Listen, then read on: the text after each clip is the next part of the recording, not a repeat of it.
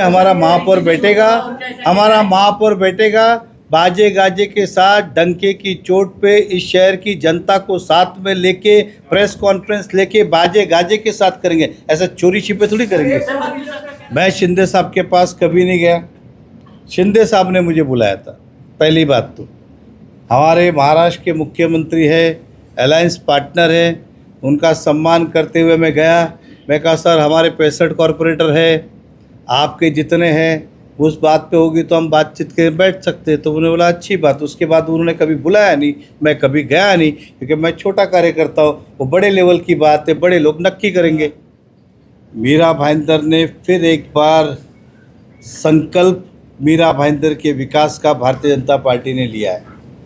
तो आज हम संकल्प लेते हैं कि मीरा भाईंदर शहर का विकास भाजपा के माध्यम से करेंगे, और इसकी शुरुआत आने वाले रविवार को 21 तारीख को शाम को 6 बजे एसके स्टोन ग्राउंड जो है वहाँ पे एक बड़ी सभा का आयोजन किया जा रहा है।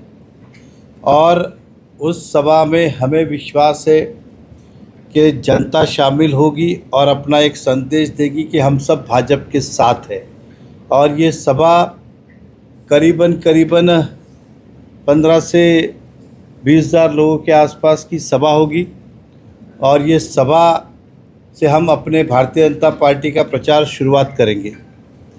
भारतीय जनता पार्टी के पास जब उम्मीदवारी अर्ज मंगाए गए, एप्लीकेशन मंगाए गए उम्मीदवार के, तो हमारे पास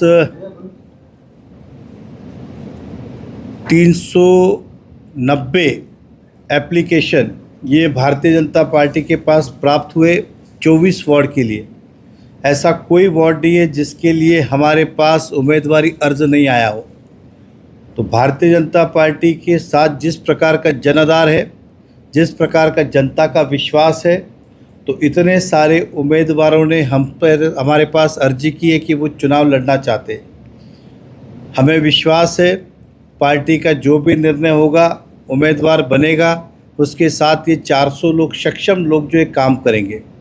उसके अलावा भारतीय जनता पार्टी के 1,70,000 प्राथमिक सदस्य, भारतीय जनता पार्टी के 15,000 से ज़्यादा एक्टिव मेंबर और कई सारे लोग भाजपा के साथ मिलके चुनाव लड़ेंगे। और मीरा भाईंदर में फिर एक बार महापौर ये भारतीय जनता पार्टी का होगा।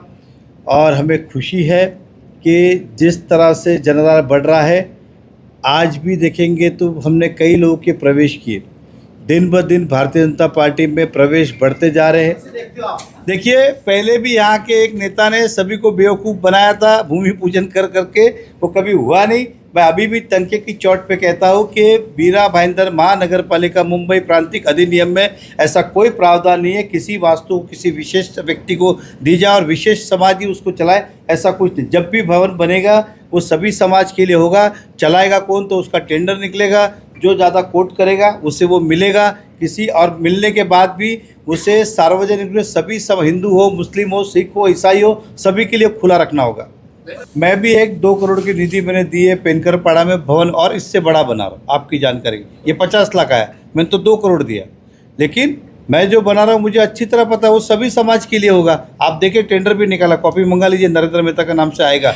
करीबन 20 करोड़ रुपए के काम सरकार ने निधि दी हमें। 20 करोड़ रुपए के हमने अलग अलग काम निकाले, बहुत सारे निकाले। उसमें पैसा कोई मेरा नहीं है, सरकार ने दिया है इस शहर की जनता के लिए खर्च करने के लिए। मैं 2 करोड़ का बना रहा हूँ। हमने कहा लिखा इस भवन की इस समाज के लिए, पैसा उस नाम से मांगा गया। आप समझ कीजिए दोनों में फ़र्क है। मेरे पास अभी लेटर है, मैं दिखाता हूँ। एग्जाम्पल, इस भवन के लिए मुझे पैसे दो, सरकार ने कहा इस हेड के अंदर 50 लाख देते, उदाहरण।